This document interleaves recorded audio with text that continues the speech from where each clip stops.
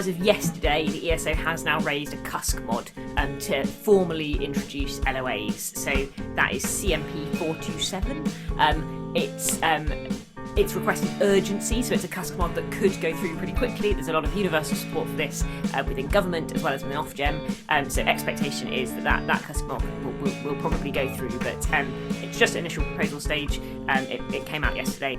So it's possibly worth developers who are going to be putting in transmission applications over the next 6 to 12 months, maybe think about getting LOAs in place before this happens, because you might, that some of it could be retrospective perhaps.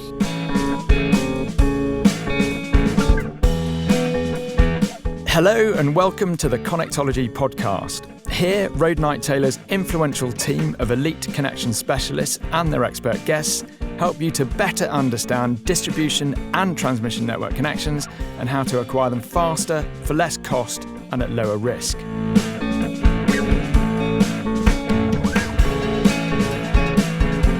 Hello and welcome to another one of Road Night Taylor's Grid News and Views podcast. So welcome everyone.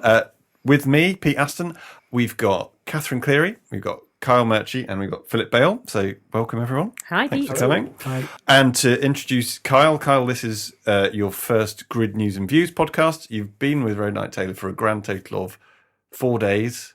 Almost 4 days. How's it going? How are you settling in? Yes, no, excellent. Thanks, Pete. It's been really great to meet some of the clients and get up to speed on the main projects we're working on.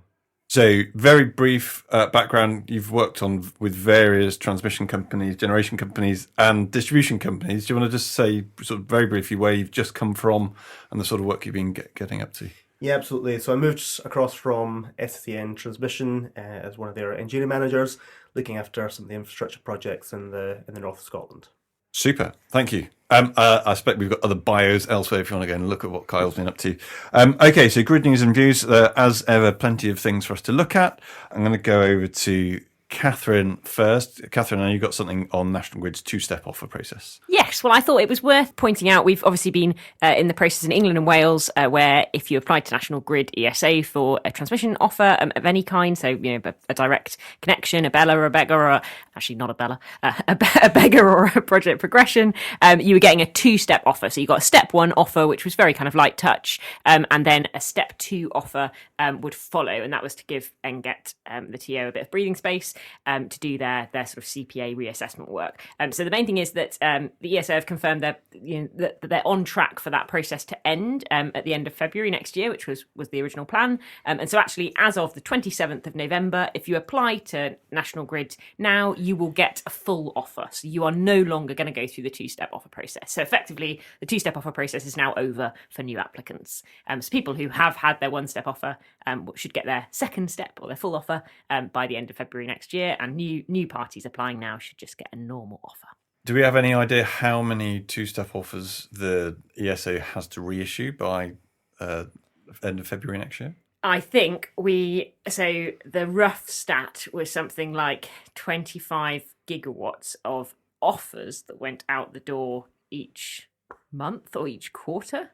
Each month, possibly, I think. It was that. Was it in storage, wasn't it? And mostly for onshore connections, mostly. So I think we are looking at something like approximately 200 gigawatts or so of offers that need to be caught up as a second step offer. So the ESO is going to be pretty busy. Yes, exactly. Be very nice to your customer account manager next time you speak to them. Yes, because they are going to be very, very busy. So well done, ESO, for all the work you're doing on this. And it's not been easy for you at all. Catherine, I know you had something else hot off the press in terms of letters of authority for transmission applications. And again, this is probably something we've talked about lots before, but as of yesterday, the ESO has now raised a CUSC mod to formally introduce LOAs. So that is CMP 427. It's requested urgency, so it's a CUSC mod that could go through pretty quickly. There's a lot of universal support for this within government as well as within Ofgem. So expectation is that CUSC mod will probably go through, but it's just initial proposal stage. It came out yesterday, so worth having a look if you've got schemes which are either you're about to apply or you've just applied, and that kind of LOA might apply to you. So am I right in thinking this was part of the sort of connections reform process that ESO were doing, and then it was picked up in the government's Connection Action Plan. Yeah, And so exactly. it's sort of part of all of that sort of reform that's just been fast-tracked, or going to be fast-tracked. Exactly. So connections reform, that kind of longer term plan. The connections reform group have already kind of come up with additional proposals. So one of which is implementing an LOA, and you're quite right that connections action plan, the sort of CAP paper from DESNES was really kind of clear. We need the ESA to implement LOAs. So they've kind of got a pretty clear nod from government that this is what they're meant to be doing.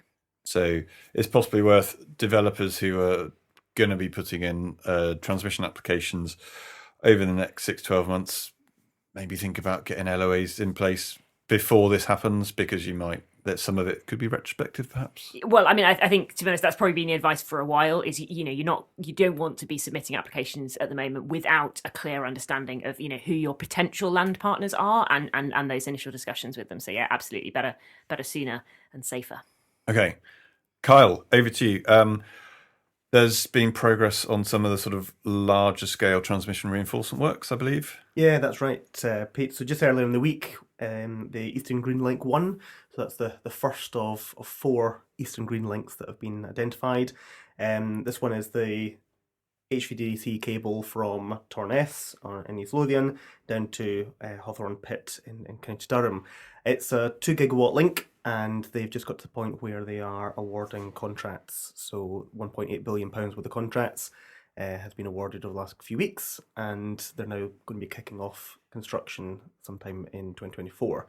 That's where we are with that one. That's a joint venture between Scottish Power Transmission and NGT. So there'll be converter stations on the shores of Scotland and England, in close to Torness and Hawthorne Pit, respectively. Yeah. Am I right in thinking this is the shortest of the proposed Eastern HVDC links? It is, and one of the reasons why it's also the first to get to this phase.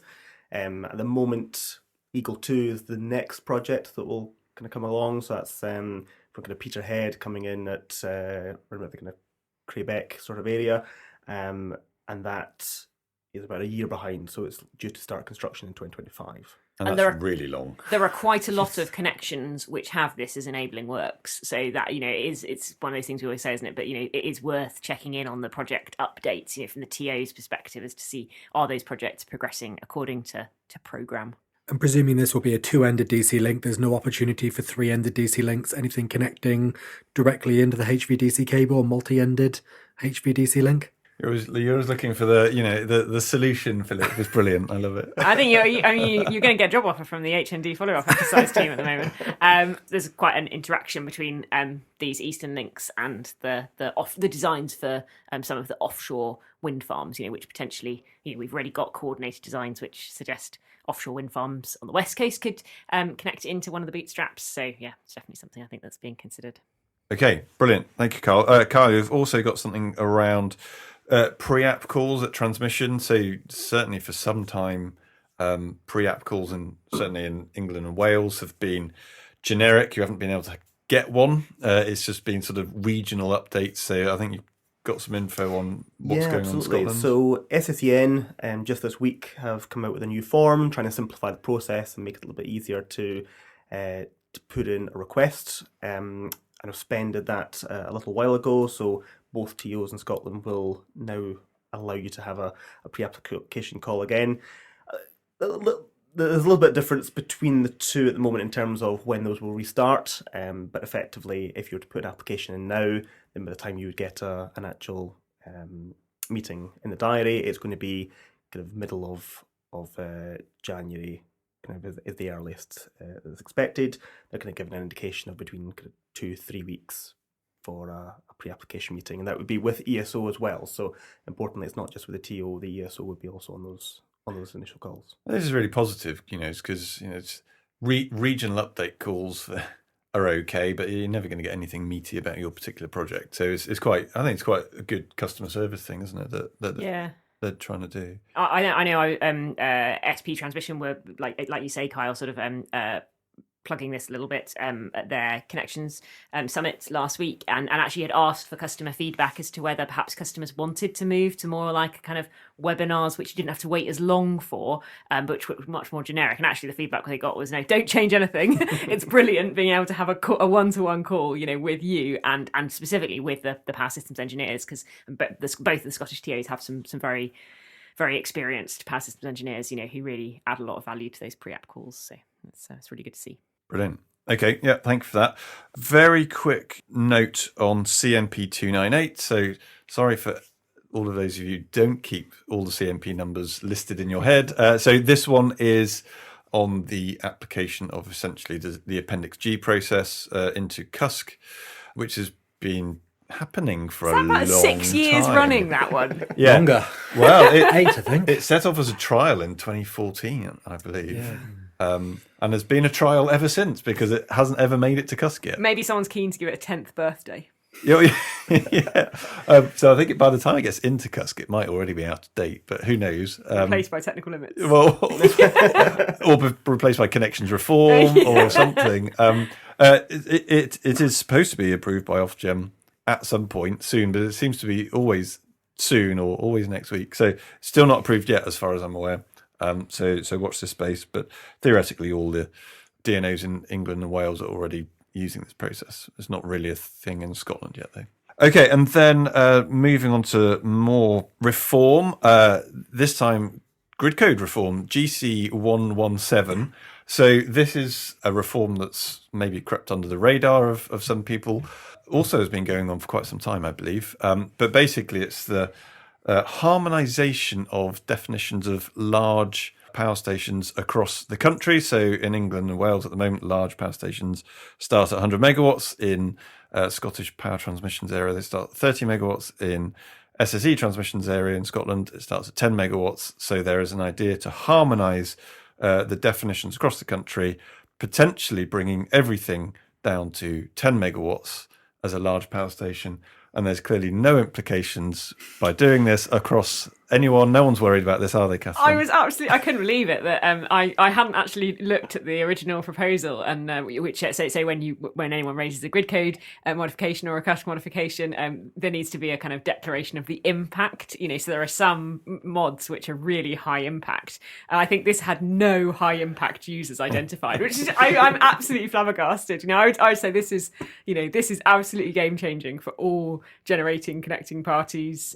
The ESO, everyone 10 megawatts and above needing to submit a beggar, have tech, in England and Wales. That's huge. Yeah, it's big. Philip, I know you've maybe got a few thoughts on this. Philip's actually got the grid code open on his laptop. I don't know what you're going to be quoting from this, Philip. Some nice bedtime reading going on. I think it's obviously it's progressing. I think as you've said, it's mainly under the radar. I've heard that there has been an ENA letter to the working group basically highlighting some of their concerns, although we haven't seen it, in terms of coming through. And I think ultimately we're quite concerned that it could have some quite significant impact and quite negative impacts on the industries. Understand that there are some benefits associated with harmonisation. I think the more this comes to light around what implications it could be, the more vocal people may well be. And I suspect probably this code mog might have a rocky sort of future in terms of until it gets properly clarified what the implications will be, what the impact for users will be, and ultimately what it's going to do to the to any embedded generation schemes. Yeah. So it's definitely still working its way through. I think the group that's looking at this is still very active. And it hasn't gone to consultation. I think that's so. Yeah. Whilst this has been going on in the background, that this is the reason probably that quite a few people haven't heard about this. There hasn't been any kind of public consultation yet. And I think that's going to be delayed as a result of the views that it might get some quite negative pushback from there. So therefore, there's no point in trying to bring something out to consultation that's ultimately going to be hammered. And of course, there's so much going on at the moment as well in the connections reform space. You have the ESO's connections reform process, the ENA and DNO trying to roll out technical limits. There's so much going on, and this is just something else that's going to feed into all of those processes and muddy those waters. And muddy those waters because those processes already have quite clear, distinct boundaries potentially between are you a beggar or are you small or medium and embedded? Yeah.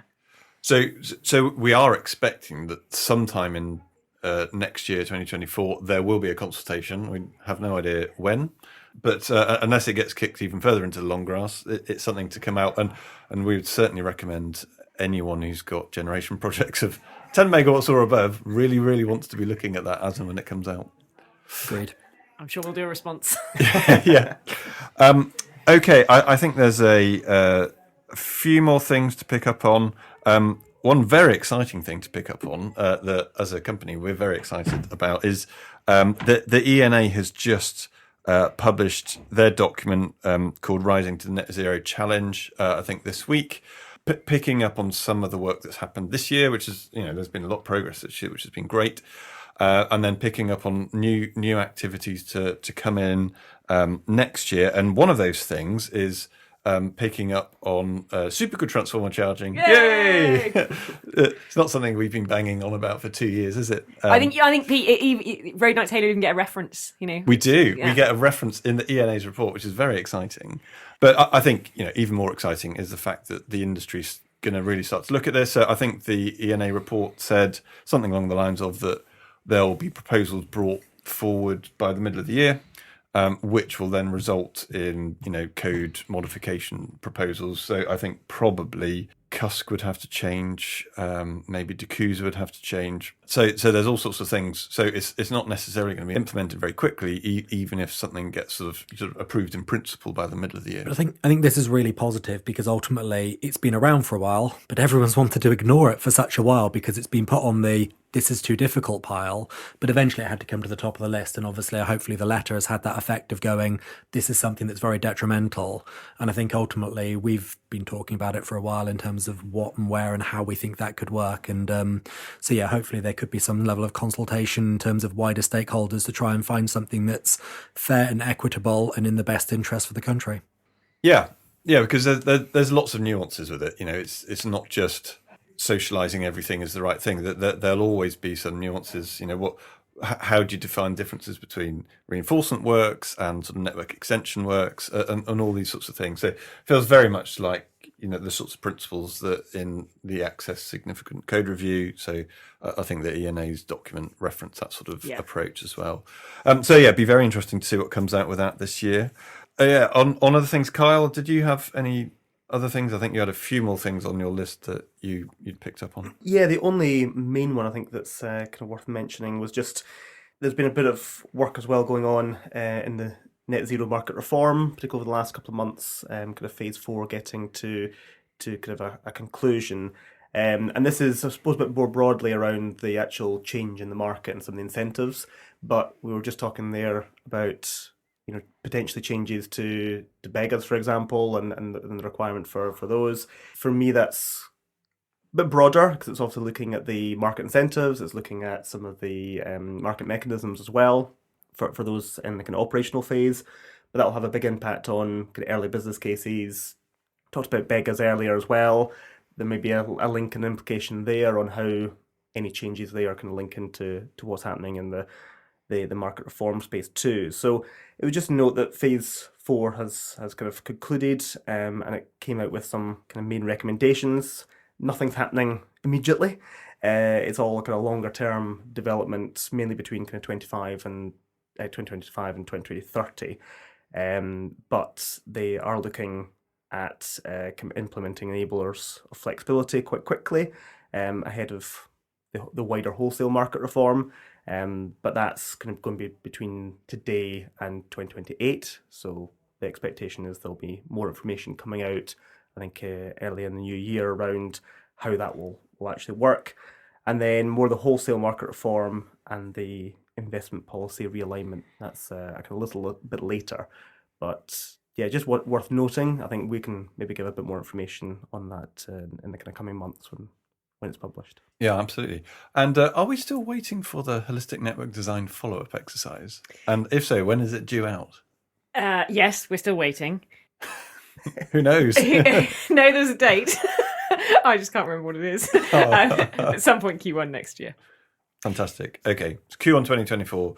And the design is complete, it's worth saying. Okay. But it hasn't yet been published. Yeah. So that will give some sort of indication as to the sort of more strategic reinforcements required for the offshore wind. Yes, so specifically. it specifically looks at the offshore, well, the onshore points of connection, but what it doesn't look at is the onshore reinforcement piece. So I think we sort of said it before, but we're expecting a meshing together of the outcome of the HND and the outcome of things like the transmission works review to work out what actually, based on what we might build offshore in terms of bootstrap links and HVDC links, and what we might build onshore, how does that really and some impact? sort of new strategic central strategic network plan. I don't even know exactly. what the acronym is. But I think we do have a bit of a team forming at the ESO. So I know that some of the HND team are moving over. So it's kind of good to see some of the lessons learned going with that.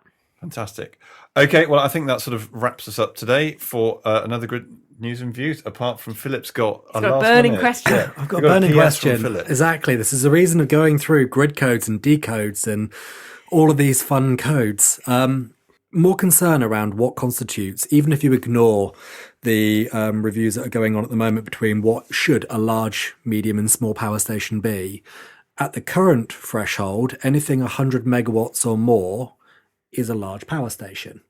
But is that based on the install capacity, the export capacity minus reasonable losses, where I think most people expect it currently to be? And the key reason why this is important is around customer limitation schemes, export limitation schemes as they used to be known, where you've got medium-sized batteries, medium-sized solar, maybe wind in there, where without the customer limitation scheme, their export would be greater than 100 megawatts. With the customer limitation scheme, their export is often less than 100 megawatts. Some DNOs, who remain nameless at the moment, are currently stating that its installed capacity defines a large embedded power station, and even if the export is less than 100 megawatts, they're requiring customers to put in a beggar. Whereas other DNOs are saying it's based on the customer's export capacity and the concern that there might be some consolidation. There's a concern that at some point there could be some consolidation. There's a concern at some point that this could all be brought together, and at which point some people who are currently medium embedded power stations might suddenly find they need a beggar, having already gone through project progression. Yeah, it's quite a kind of nitty-gritty point, isn't it? And actually, although both of those terms are very widely used, in terms of export capacity and install capacity, neither of those, we should probably point out, are grid code defined terms. Yes, registered capacity. Grid code works on registered capacity, which is something else again. So yeah, I think that question of how you interpret that, the worded definition of registered capacity, sort of a power station's output at its grid entry point, as you say, is that my output taking into account my export limitation scheme, or is it my maximum theoretical output? So I think obviously at that point, the key reason why we're concerned with this is how is it dealt with retrospectively? If you are along in a project progression, a mod app response, you get told you're sat in part 4.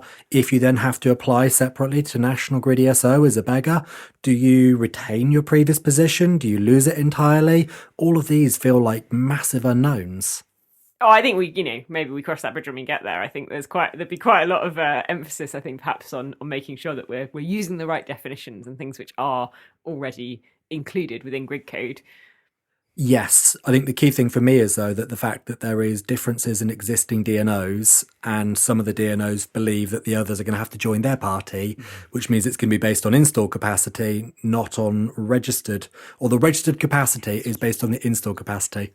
Catherine's clearly got some very strong views that she's mouthing from the other side of the desk, but perhaps Kyle, on the other hand, is crying. But that's due to a coughing. So I think we will draw it to a close here, unless Philip's got anything else he wants to throw in again. I'll leave it at that. I think we're right. Christmas. we are leaving it there. Thank you everyone for listening and putting up with us waffling and blabbering on. But we do hope you have a good Christmas and New Year, and we will be back with more Grid News and Views in 2024. Thanks, everyone. Thanks, Pete. Thank you. Thanks all. Thank you for taking your precious time to listen to this episode. Now, not everyone is ready to have a connectologist in their life. For others, it's just too expensive. And as our team is so small, we do have to be very selective in what work we take on. And that's why we put so much effort into these shows. We want our society to have the equitable energy system it needs in order to decarbonise and to thrive. So we want to help to topple as many connections barriers as we possibly can, in spite of our size. So please do feel free to ping a link to this episode to anyone you know who might be interested, because it would mean so much to everyone here.